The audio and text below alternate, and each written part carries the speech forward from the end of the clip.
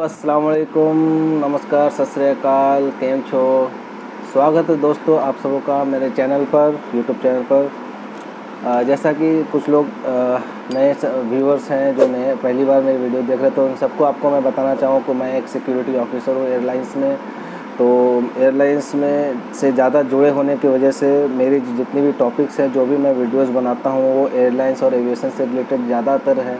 तो बाकी जो भी वीडियोस हैं मेरे, आप मेरे चैनल में जाकर उसको देख सकते हैं, लाइक कर सकते हैं, सब्सक्राइब कर सकते हैं। और यहाँ पर सब्सक्राइब का जो बटन आ रहा है उसे क्लिक करें और सब्सक्राइब करें और बेल आइकन को दबाना ना भूलें।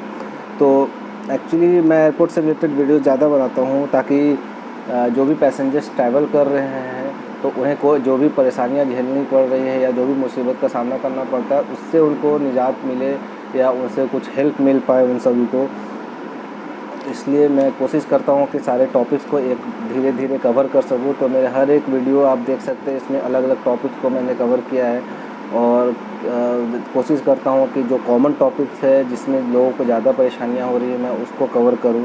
तो आज जो मेरा टॉपिक है, जो कि सबसे ज़्यादा कॉमन है ट्रैवल करते वक्त, जो है पावर बैंक का इशूज़ जो है, जो काफ़ी चर्चे में भी और परेशानी ज़्यादा होती हैं कस्टमर्स को और पैसेंजर्स को जो भी ट्रैवल करते हैं, ख़ास करके पावर बैंक्स की वजह से ज़्यादा परेशानियाँ होती हैं।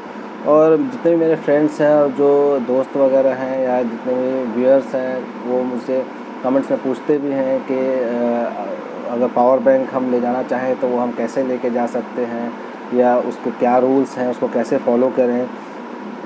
तो इसलिए मुझे लगा कि इसके ऊपर भी एक टॉपिक के ऊपर भी मुझे एक वीडियो बनाना चाहिए। तो वीडियो को एंड तक ज़रूर देखिएगा, क्योंकि हो सकता है आप स्किप करके या वीडियोस को पूरा ना देखते हों। तो कुछ कभी कभी होता है कि कुछ टॉपिक्स बीच में मैं बोलना कुछ भूल जाता हूँ, तो मैं एंड में उसको कवर कर देता हूँ। तो वीडियोस को एंड तक ज़रूर देखें ताकि आपको पूरी जानकारी मिल सके। तो चलते हैं आज का जो हमारा टॉपिक है, पावर बैंक के रूल्स और रेगुलेशंस की तरफ। तो पावर बैंक के रूल्स से पहले आपको मैं बता दूं कि जब आप एयरपोर्ट में आते हैं तो बैगेज जो आपके पास होता है वो दो तरह का होता है। एक जो बैग होता है जो आपको काउंटर में जमा कर लिया जाता है, आपसे ले लिया जाता है, जो कि चेक इन हो जाता है, वो आपको डेस्टिनेशन में आपको बेल्ट के ऊपर मिलता है। तो उसको हम लोग बोलते हैं चेक इन लगेज या चेक रजिस्टर्ड बैगेज। ये बैग जो होता है जो काउंटर पे जमा लिया जाता है, फिर आपको वो सीधा डेस्टिनेशन में मिलेगा, वो आपके पास फिर नहीं रहता। दूसरा एक बैगेज होता है जो होता है हैंड बैगेज या केबिन लगेज, जिसको बोलते हैं केबिन बैगेज या हैंड बैगेज, जो आप अपने हाथ में अपने साथ में जहाज़ के अंदर लेकर जाते हैं, प्लेन के अंदर अपने साथ रखते हैं, उसको बोला जाता है हैंड बैगेज। तो ये दो तरह के बैगेज होते हैं आपके पास। तो आज पावर बैंक जो है वो कहाँ कैरी करना चाहिए, सबसे मेन मुद्दा, मेन सवाल ये है कि कहाँ कैरी करें। तो पावर बैंक को क्यों मना किया जाता है कभी कभी चेक इन लगेज में ले जाने के लिए। तो मेन मुद्दा ये है कि पावर बैंक को जब आप कभी चार्ज करते होंगे तो आपको दिखता होगा कि वो हीट होने लगता है या कभी हीट हो जाता है, काफ़ी गर्म हो जाता है, क्योंकि उसके अंदर जो मौजूद पदार्थ है, जो लिथियम आयन बैटरीज जो होते हैं उसके अंदर, जो बहुत ही जल्दी आग पकड़ते हैं और फायर कैच कर लेते हैं। इसलिए वो उसके लिए ख़ास करके ज़्यादा जानी जाती है। और जब आग पकड़ने के बाद उसे बुझाना भी काफ़ी मुश्किल होता है, वो आसानी से नहीं बुझता। इसलिए power bank as per government rules, जो गवर्नमेंट की रूल्स है और जो सिविल एविएशन मिनिस्ट्री के द्वारा जो रूल तय किया गया है कि उसको आप हैंड बैगेज में लेकर जाएं, जिसको चेक इन बैगेज में नहीं लिया जाए, ये डिसीज़न तय किया गया है। लेकिन इसमें चेक इन बैग में नहीं डालते हैं, क्यों? क्योंकि हम जो पावर बैंक यूज़ कर रहे हैं उसमें कभी कभी आप देखिए, उसमें किसी पावर बैंक्स में बटन्स होते हैं। जैसे मेरे पास जो पावर बैंक है, इसमें आप देख सकते हैं कि इसमें एक ये बटन है, इसको दबाते ही आपको पता चल जाता है कि पावर बैंक्स कितने चार्ज हैं या नहीं हैं। और ये एक पावर बैंक है। तो मेरे पास कलेक्शंस काफ़ी है पावर बैंक्स के, बट जिसमें 2-3-4 तो ख़राब है, बट जो वर्किंग कंडीशन में फ़िलहाल है वो ये पावर बैंक है। तो मैं इसके फ़ोटोज़ आपको ज़रूर डाल दूँगा इसमें। तो इसमें एक बटन होता है जो अगर आप रजिस्टर्ड बैगेज या चेक इन बैगेज में उसको आप डाल रहे हैं तो पॉसिबिलिटी है कि बैगेज जब जहाज़ होता है तो इधर उधर सफल होते हैं, इधर से उधर एक से दूसरे में टकराते हैं, तो इसमें पॉसिबिलिटी है कि वो बटन दब सकता है और वो जो भी अंदर में मैकेनिज़्म वो ट्रिगर हो सकता है, जिससे कभी कभी पॉसिबिलिटी है तो क्या कि वो शॉर्ट सर्किट, छोटा सा भी शॉर्ट सर्किट हुआ या ज़्यादा हीट हो गया तो वो आग पकड़ सकता है, या टेम्परेचर कम और ज़्यादा होने की वजह से, क्योंकि अंदर किसी को पता नहीं कि टेम्परेचर क्या है, वो कितना टेम्परेचर है, या प्रेशर के हिसाब से ही कभी कभी क्या होता है कि वो ब्लास्ट हो जाता है या आग पकड़ लेता है। तो उसकी वजह से जो है उसको बुझाना बहुत ही मुश्किल है, क्योंकि रजिस्टर बैगेज जहाँ पर हम डालते हैं वहाँ पर कोई भी पैसेंजर या कोई भी आदमी नहीं मौजूद होता, वो बैगेज नीचे जमा होता है। और ये सिर्फ पॉसिबिलिटी है कि उसमें ब्लास्ट हो सकता है, आग लग सकता है, नेसेसरी बिल्कुल भी नहीं है।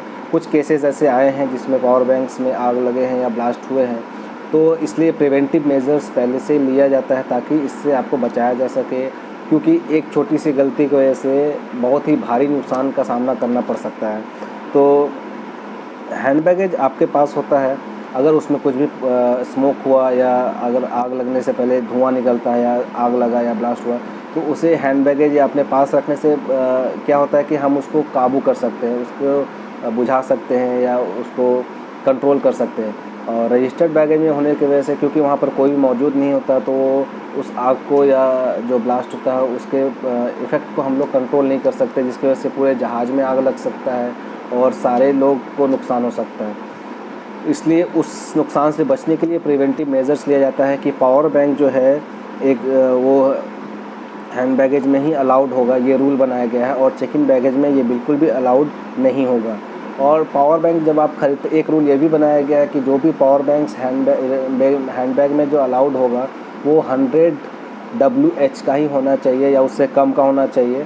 उससे ज़्यादा का अगर आपके पास पावर बैंक है तो उसके लिए आपको प्री अप्रूवल या परमिशन लेना पड़ता है एविएशन से, ताकि उसको फिर हम लोग कार्गो के थ्रू DG डेंजरस गुड्स के थ्रू उसको भेजा जाता है प्रॉपरली, ताकि वो कोई नुकसान ना पहुंचाए। अब बात आती है 100 WH क्या है। तो 100 WH में आप फुल फॉर्म बता दो कि WH का मतलब होता है वाट आवर्स।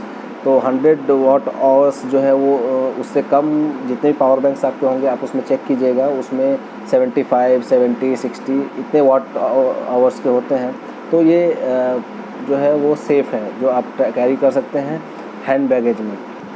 टोटली सेफ़ नहीं है, क्योंकि हैंड बैगेज में आप कंट्रोल कर सकते हैं, लेकिन अगर वो 100 वाट आवर्स से ज़्यादा है तो पॉसिबिलिटी ज़्यादा ये है कि वो जल्दी हीट हो सकता है या उसका ब्लास्ट इफ़ेक्ट जो है वो ज़्यादा हो सकता है। इसलिए जो ये रूल बनाया गया है कि आपको उसके लिए प्री अप्रूवल लेना पड़ेगा और आपको जो है 100 वाट आवर्स से कम का पावर का आपको पावर बैंक यूज़ करना होगा। वो काफ़ी हर जगह अवेलेबल्स है, तो आप जब भी ख़रीदें जो पावर बैंक्स में, उसमें आप वो पावर चेक कर ले कि वो 100 वाट आवर से कम का हो, ज़्यादा ना हो, क्योंकि फिर वो आप अपने साथ कैरी नहीं कर पाएंगे। उसके लिए आपको प्री अप्रूवल लेना पड़ेगा।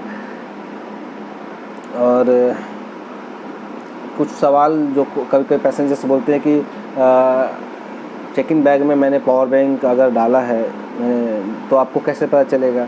तो आपको शायद पता नहीं, पहले स्टैंड अलोन मशीन्स थे जो पहले ही बैग को चेक कर लिया जाता था। अब जितने भी मैक्सिमम एयरपोर्ट्स हैं या इंडिया में या इंडिया के बाहर, उसमें है जो इनलाइन बैगेज सिस्टम जो है वो इंस्टॉल हो गए हैं। तो अब चेक इन पहले नहीं होता, आपको काउंटर्स पे जाना है, बैग जमा करना है।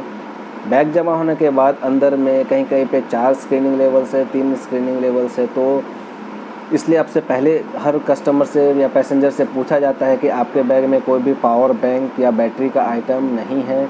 अगर है चेक इन बैगेज में तो आप उसको निकाल कर अपने हैंड बैगेज में कर लें। और अगर इसके साथ साथ लाइटर्स और मैच बॉक्स भी अलाउड नहीं है, ये तो दोनों ही बैग में अलाउड नहीं है, तो इसको बिल्कुल भी कैरी ना करें।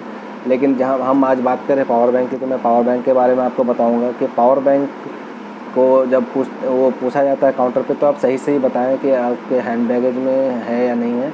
अगर नहीं है तो उसका हैंड बैगेज में कैरी करें। तो अब ये वहाँ पर जमा होने के बाद बैग अंदर जब जाता है और बाय द पॉइंट कहीं पर भी फॉरेन में यहाँ पर भी अगर किसी भी स्क्रीनिंग पॉइंट पर स्क्रीन किया जाता है, अगर उसमें आपको पावर बैंक मिलता है तो पॉसिबिलिटी ये भी है कि वो बैग आपके साथ फिर नहीं जा पाएगा, उसको बैग को माइनस कर दिया जाता है। पैसेंजर चले जाते हैं फ़्लाइट में और जब वहाँ पहुँचते तो उनको बैग नहीं मिलता, जिसका 90% रीज़न्स ये होता है कि उनके बैग में कोई भी रेस्ट्रिक्टेड आइटम रहा होगा। और इसको पैसेंजर्स को लोग, अभी तो नया सिस्टम आया कि कांटेक्ट भी किया जाता है पैसेंजर्स को, उनका नंबर्स ना होने की वजह से नहीं कर पाते हैं, लेकिन नंबर होने की वजह से उनको कांटेक्ट किया जाता है ताकि अगर टाइम रहने पर उनको जल्दी से सॉल्व किया जा सके। लेकिन अगर आप ये सोच रहे हैं कि उनको कैसे पता चलेगा, तो आपको बता दिया जाए कि अंदर 3 और 4 लेवल ऑफ स्क्रीनिंग होता है। बैग 4 बार 3 बार स्क्रीन किया जाता है। अगर उसमें आपको कोई भी ऐसा एक्सप्लोजिव वगैरह कोई भी आइटम या पावर बैंक अगर दिखता है तो बैग को वहीं रोक दिया जाता है, उसको साइड किया जाता है और फिर पैसेंजर्स को इन्फॉर्म किया जाता है। अगर बाई द वे अगर आपका नंबर नहीं है तो फिर आपको डेस्टिनेशन पहुंच के पता चलेगा कि आपका बैग आपको नहीं मिला। तो ये था जवाब उनके लिए जिनको पता, जो सोचते हैं कि हमको कैसे पता चलेगा कि मैंने बैग में रखा है या नहीं रखा है। और हैंड बैग में आपके पास रहेगा तो ज़्यादा बेहतर है। और चेक इन बैग में डालने का कोई मतलब ही नहीं होता, जब आपको वेबसाइट्स में और काउंटर्स पे भी सारे स्टाफ आपको पहले ही बताते हैं, आपके पास जो मैसेज आता है उसमें भी लिखा आता है कि क्या क्या आइटम्स आप ले जाएं क्या नहीं ले जाएं। तो आप ये सब मैसेज और वेबसाइट ज़रूर पढ़ा करें और देखा करें ताकि आपको रूल से अवेयर हो। और नहीं तो मेरी वीडियोस को लाइक और फॉलो सब्सक्राइब जरूर करें। इसका हमारा टॉपिक पावर बैंक के ऊपर, तो आपको पता चल गया होगा एंड में आकर कि पावर बैंक को आपको हैंड बैगेज में कैरी करना है, ना कि चेक इन लगेज में, और उसको क्या क्या नुकसान है, क्या भी प्रॉब्लम्स क्रिएट हो सकते हैं। इसलिए आपसे जब भी ट्रैवल करें तो ये चीज़ को ध्यान में ज़रूर रखें पैकिंग करते वक्त कि आप अपना जो भी पावर बैंक है उसको हैंड बैग में कैरी करें और उसको चेक इन बैगेज में ना डालें, तो आपके लिए ज़्यादा बेहतर होगा, आपको कोई परेशानियाँ झेलना ना पड़े और डेस्टिनेशन में जब आपको अगर पहुँचे तो सही सलामत आपका बैग आप पहुँच जाए। इसलिए आप इस चीज़ का खास से खास ध्यान रखें। वीडियोस को लाइक शेयर और फॉलो करना ना भूलें। और तब तक के लिए मिलते हैं फिर अगले किसी अच्छे टॉपिक्स और वीडियो में। तब तक के लिए अल्लाह हाफिज़, सत श्री अकाल, नमस्कार।